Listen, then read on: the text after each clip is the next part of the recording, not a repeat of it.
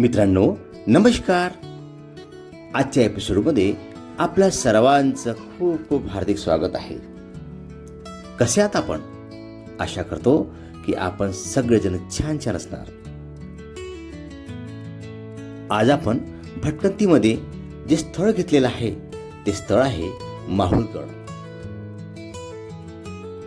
माहुरगडाच्या अवतीभोवती सगळीकडे डोंगराळ प्रदेश आहे, उंच उंच टेकड्या आहे आणि सगळीकडे हिरवीगार झाडे आहेत.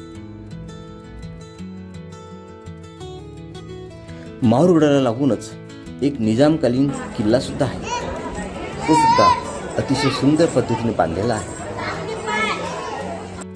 माहुरगडावर श्री रेणुका मातेचं मंदिर आहे. त्या मंदिरात जाण्यासाठी सुमारे 250 पायऱ्या चढून आपल्याला जावं लागते.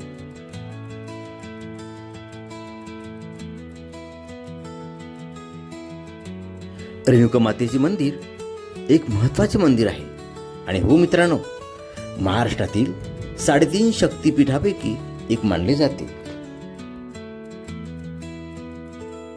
देवगिरीच्या यादव राजांनी या देवीचे मंदिर सुमारे 800 वर्षापूर्वी बांधले. मंदिराची रचना आणि शिल्पकला खरोखरच पाहण्यासारखी आहे.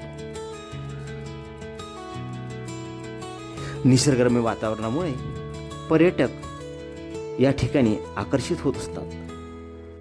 ती माता म्हणूनही रेणुका मातेला ओळखले जाते.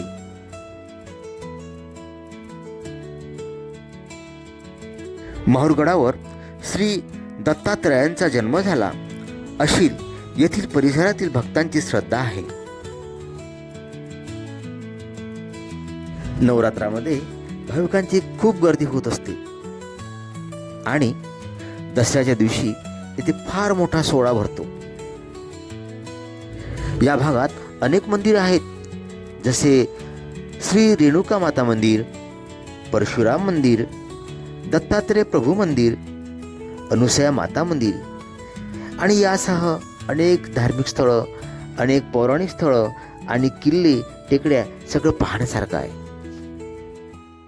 मित्रांनो, या स्थळाला ऐतिहासिक महत्त्व प्राप्त झाले आहे.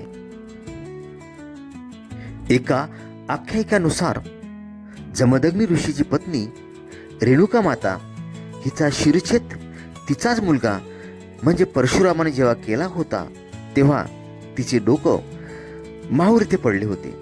त्यामुळे या ठिकाणाला अतिशय महत्त्व प्राप्त झालेले आहे. तर चला मित्रांनो, आपण सुद्धा या स्थळाला भेट द्या आणि इतरांना सुद्धा सांगा.